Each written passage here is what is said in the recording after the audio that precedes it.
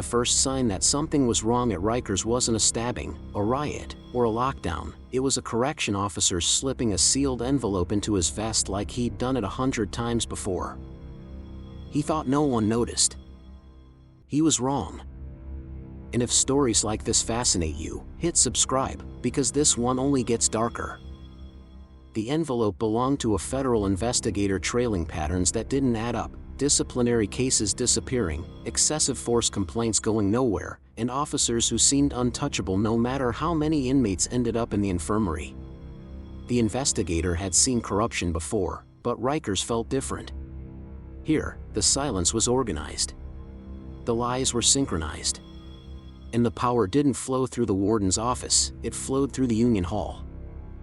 Inside the jail, inmates whispered about certain officers like they were an extension of the gangs they were supposed to suppress. Phones and razors made their way into cells with suspicious ease.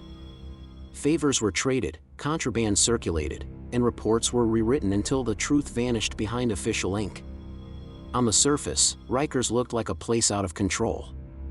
But the deeper you looked, the clearer it became. Someone wanted it that way. A veteran officer named Ortiz had spent 23 years on the island.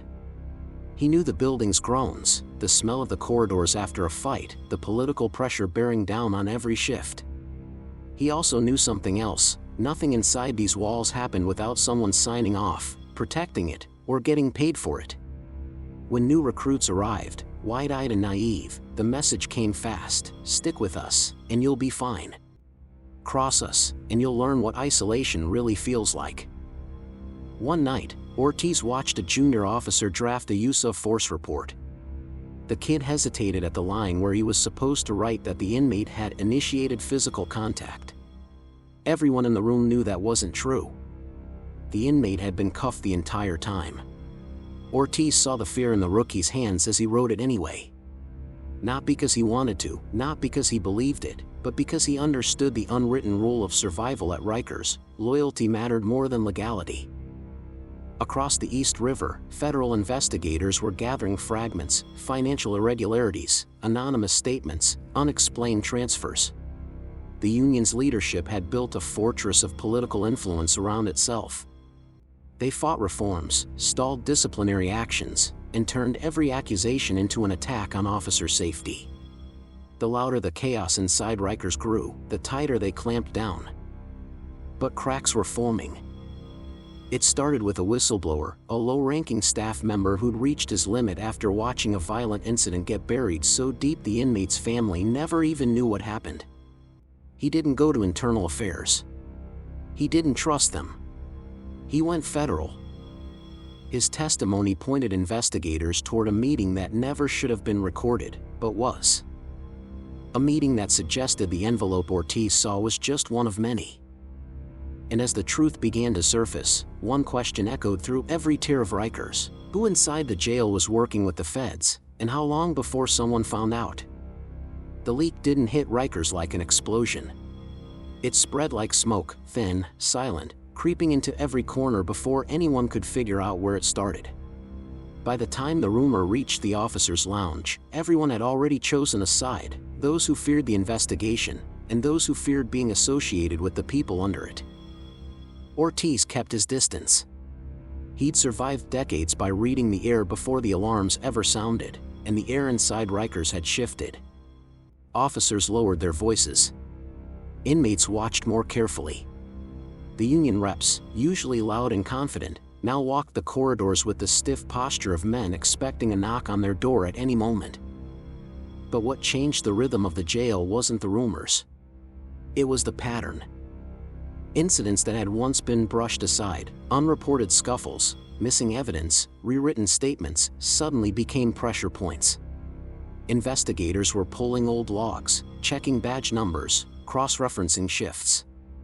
The very paperwork the union once used as a shield was being dissected piece by piece. And the officers who had long relied on that shield were starting to panic. One afternoon, Ortiz was called into a private meeting in a dim administrative room that smelled of stale coffee and hidden agendas. A union delegate named Frazier was waiting. He was the kind of man whose handshake felt like a threat and whose smile never reached his eyes. "You've been here a long time," Fraser began, rubbing a thumb across a gold union ring. "You know how this place works. You know how important loyalty is." Ortiz didn't respond.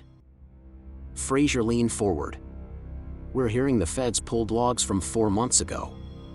Shifts you supervised. Reports you signed. We need to make sure everyone's on the same page." There it was, the fear behind the authority.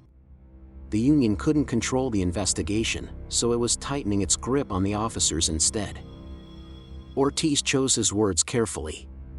"If the paperwork is clean, there's nothing to worry about." Fraser smiled the way a man smiles when he's already decided how the conversation ends. "Let's make sure it stays clean." Meanwhile, on the other side of the island, the whistleblower sat in a federal interview room, hands shaking as he recounted years of buried incidents. He spoke of officers who escorted gang leaders to private conversations, of packages entering the facility without searches, of inmates who were silenced after attempting to file formal complaints. But the breakthrough came when he mentioned a name, an officer tied not just to misconduct but to a pattern of protection that reached beyond the jail.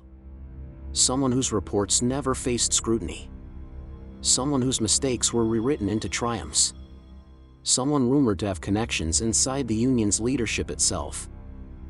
That name appeared again in the illicit recording investigators had recovered, muffled voices discussing keeping things quiet and covering our people. It wasn't proof, but it was direction. Back at Rikers, Ortiz began noticing small shifts, officers pairing off who never worked together before, sudden requests to revise old logs, staff members quietly moving assignments. Tension lived in every hallway. Then one night, as Ortiz walked toward the staff exit, he saw a man waiting in the shadows, an officer he hadn't spoken to in months. "We need to talk," the man said. His voice was low, urgent. "Someone inside is feeding names to the union. And yours just landed on their list." Ortiz didn't flinch, but the hallway suddenly felt smaller, colder, narrower than it had a second earlier. He'd spent decades surviving Rikers by knowing which threats carried weight, and the look in the other officer's eyes told him this wasn't a warning. It was a countdown. The next morning, the jail woke to a strange unease. Officers gathered in hushed clusters. Radios crackled with tension instead of routine. And in the parking lot, a line of unmarked federal vehicles sat like wolves waiting for the first break in the fence. Inside the administration building, investigators were setting up interview rooms. They weren't asking for volunteers. They were calling names. And the union couldn't stop them. When Ortiz's turn came, he walked into a plain room with a table, 2 chairs, and a glass of water he didn't touch.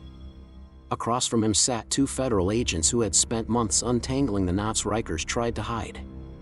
They didn't accuse him. They didn't pressure him. They simply placed a stack of reports between them and asked him one question: "Do you believe what's written here reflects what happened?" He stared at the pages.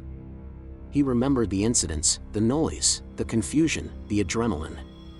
But he also remembered the edits made afterward, the corrections insisted upon by senior staff, the quiet warnings about being a team player.